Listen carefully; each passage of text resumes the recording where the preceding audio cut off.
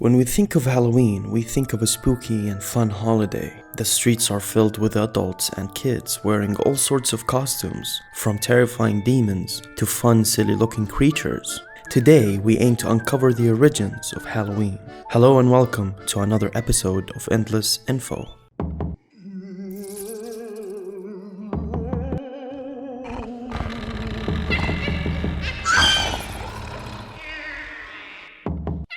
Halloween is derived from All Hallows Eve. All Hallows Eve is the eve before Christian feast of All Hallows on November 1st. Halloween origins back to the ancient Celtic festival of Samhain. The Celts who lived 2000 years ago lived mainly in Ireland, the United Kingdom, and northern France, celebrated their new year on November 1st.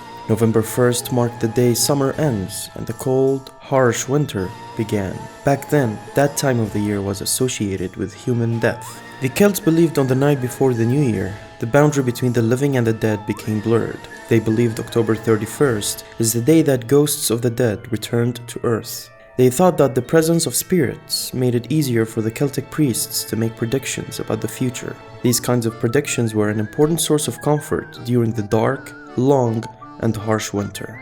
To celebrate the event, the priests built sacred bonfires. People gathered to burn animals as sacrifices to the Celtic deities. During the celebration, the Celts wore costumes, usually animal heads and skins, and they tell each other fortune stories. When the celebration was over, they relit the bonfires to help protect them during the cold, harsh winter. In 43 AD, the Roman Empire conquered the majority of the Celtic territory. In the course of 400 years that they ruled the Celtic lands, two festivals were combined with the Celtic tradition of Samhain: the Feralia, a day in October when Romans traditionally celebrated the passing of the dead, and the Pomona, a day to honor the goddess of fruit and trees, Pomona. Her symbol is the apple, which explains the tradition of bobbing for apples is practiced today on Halloween.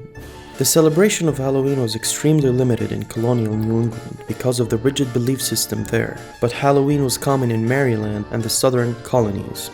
By the middle of the 19th century, America was flooded with immigrants. These new immigrants were mainly Irish, who were fleeing the Irish potato famine. They helped popularize the celebration of Halloween nationally, which led to a different Halloween than the old and harsh Halloween people used to celebrate. The new Halloween became much civilized and humane. It means that no animals killed or skinned for the celebration, and it had evolved into a holiday directed mainly at the young.